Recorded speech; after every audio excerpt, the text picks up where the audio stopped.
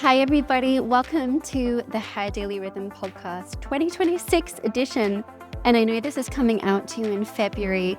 We have been working hard behind the scenes. It's myself and my partner Femved who is on a mission to democratize women's health.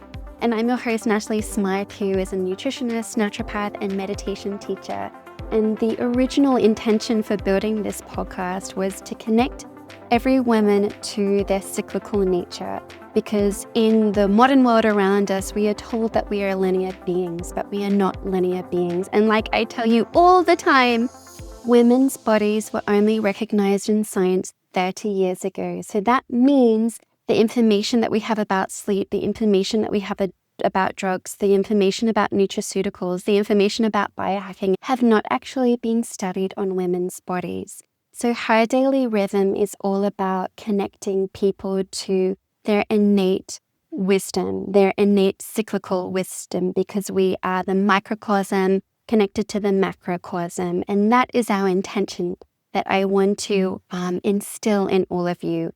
And where I am based in London, my partners Femved are based in India, in Mumbai, and we are merging Eastern traditional practices rooted in modern science with naturopathy, with the cycles and season as our compass. And on this journey, we interview so many incredible practitioners, women alike, who have been on their own internal journey, like myself and our wonderful clinicians and researchers. This year, we're really going to get serious about committing to these practices, making them more bite-sized and more achievable for you.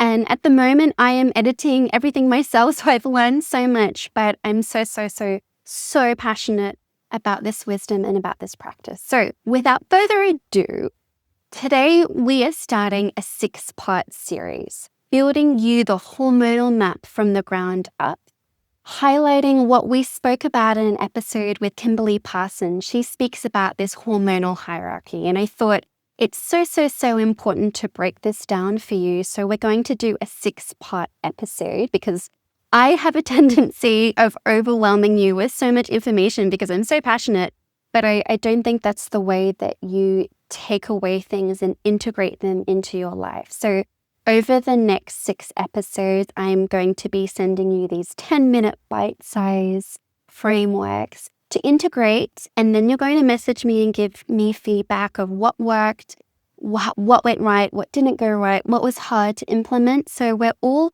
working in this together because our audience is global. It's so cool because you also know that I've done work in Africa. So I think we're pretty much hitting all continents. We're hitting India, Sri Lanka, Africa, the US, the UK, and Europe. So we're really excited to be building this global audience where everybody can share. Everybody is going through the same thing, although challenges might be different and life cycles might be different.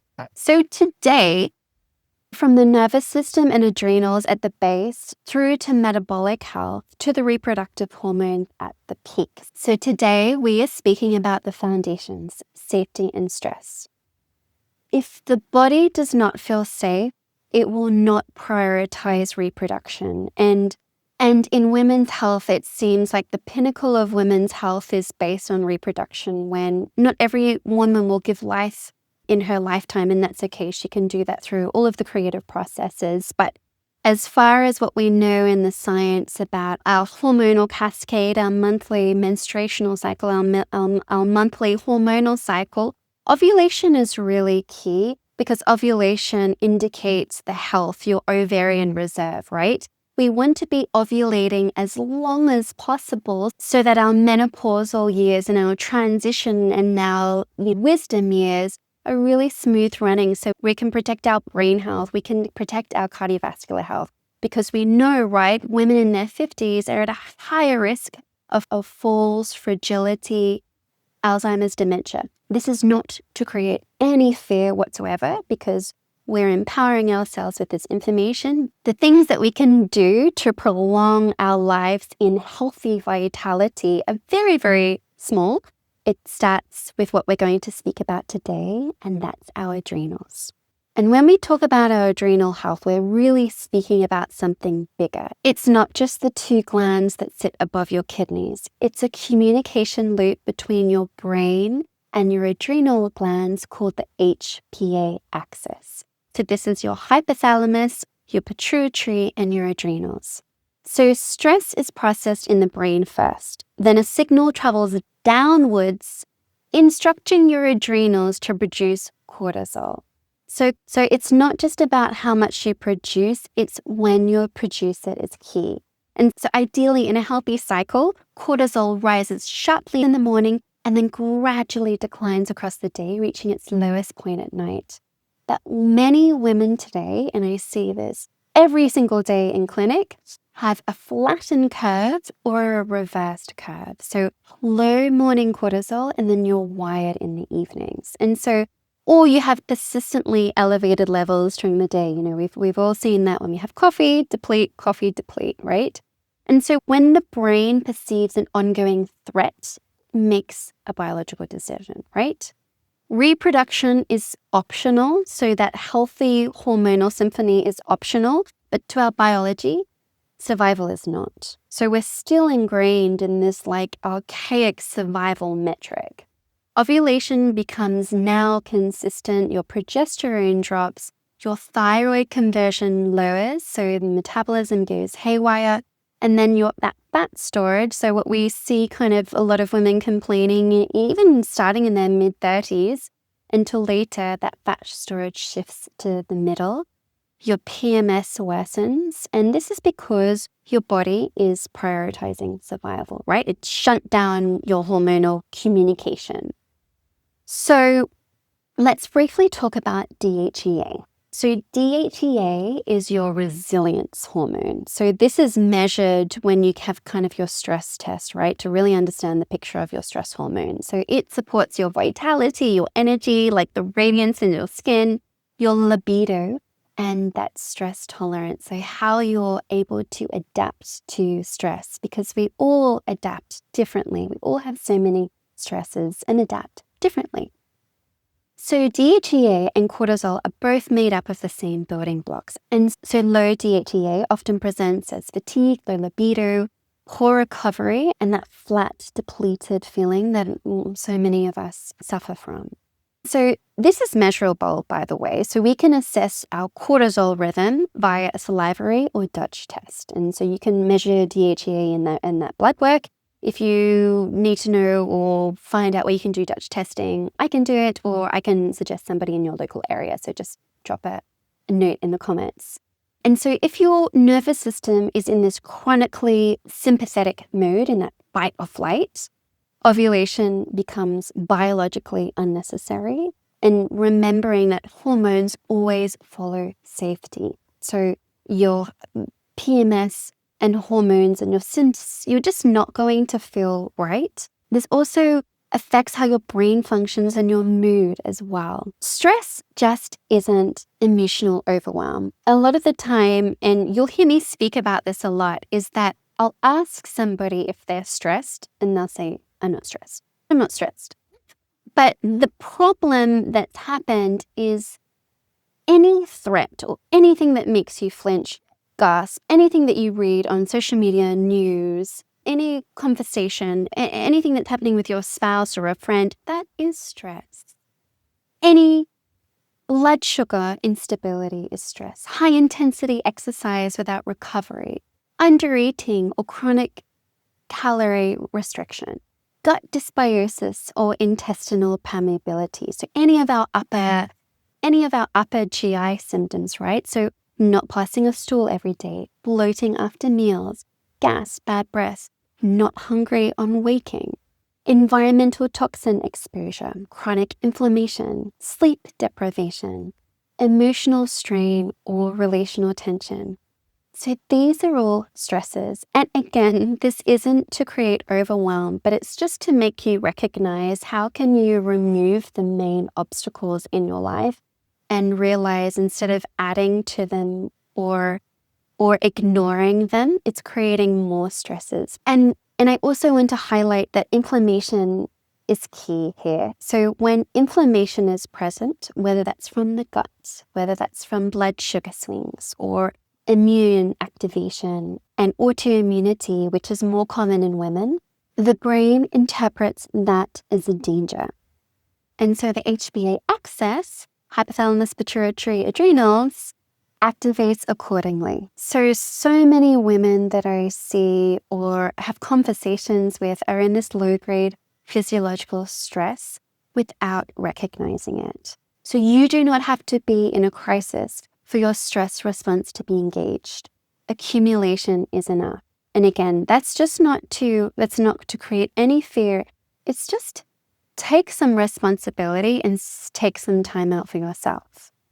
So before we talk about supplements, before we talk about adaptogens, before we talk about anything else, we must talk about sleep.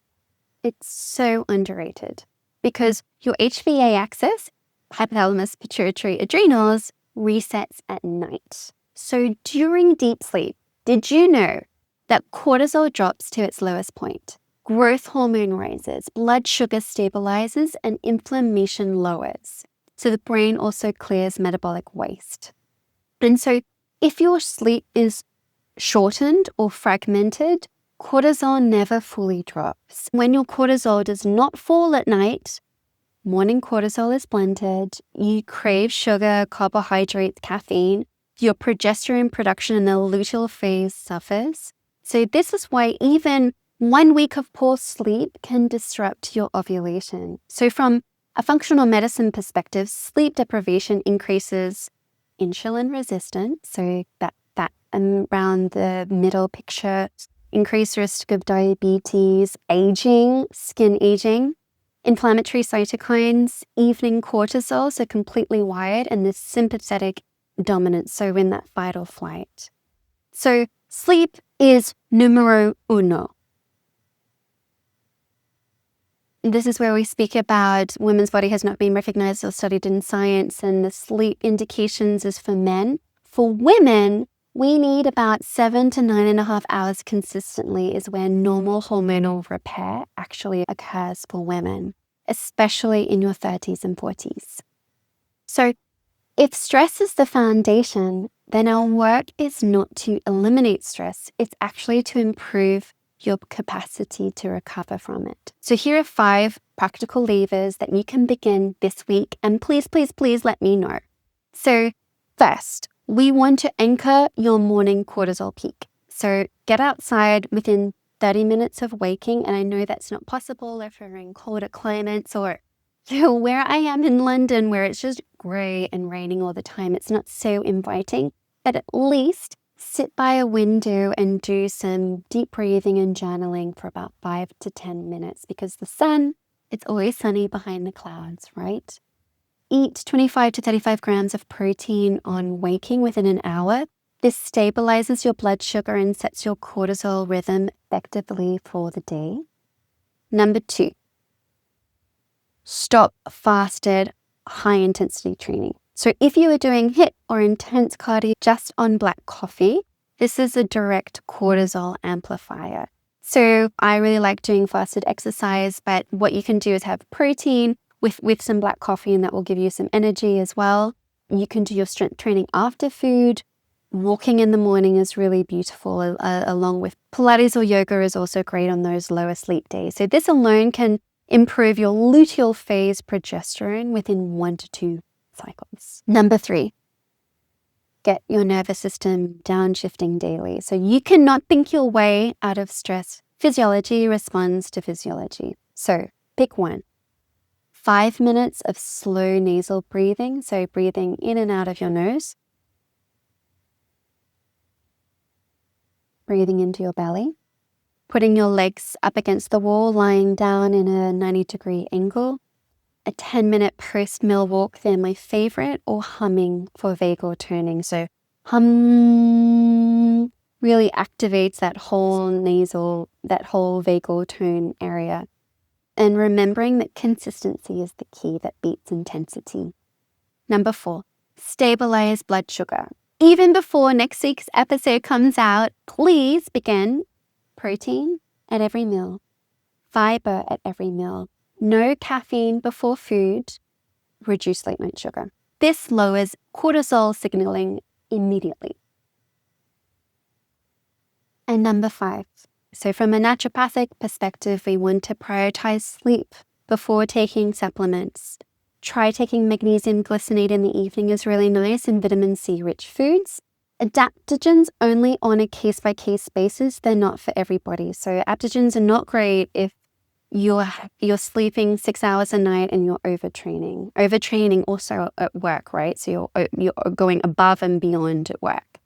And so the cool message here is that we don't fix stress by managing it better. You create safety signals repeatedly and repeatedly in the body. And if you've always been that go, go, go, go, go type, it's going to take practice, right? Introducing one thing. Your hormones respond to safety. You respond to safety. You make change through safety. So if your ovulation is irregular, if your PMS is worsening, if your libido is low, don't start at trying to fix your estrogen or whatever is happening with your hormones or trying to fix it with a supplement. Start with, what do you do daily? What is your daily rhythm? Start at nourishment and start at recovery. So if I could prioritize one adrenal reset for you this week, it would not be a supplement. It would be a consistent bedtime, screens off 60 minutes before sleep, and absolutely no late night scrolling, a dark, cool room, magnesium glycinate if needed, and most importantly, stop wearing exhaustion as a proof of productivity. That's a wrap for this week's episode of Her Daily Rhythm. I really hope that was useful. The way that we absorb information, if we take some action, and remember, it's not taking all of the actions, it's just taking 1, 2, 3 tips that I've mentioned. Please share them in the comments, what's working or what you didn't like. And let's continue this dialogue. Next week, we talk all about insulin resistance and protecting that blood sugar response, because that is so important and so key for hormone. As always, please like, subscribe. We need to share this ethos, this message with the world, and you, our community, are most important than ever. Myself and my team at FemVed are so deeply grateful.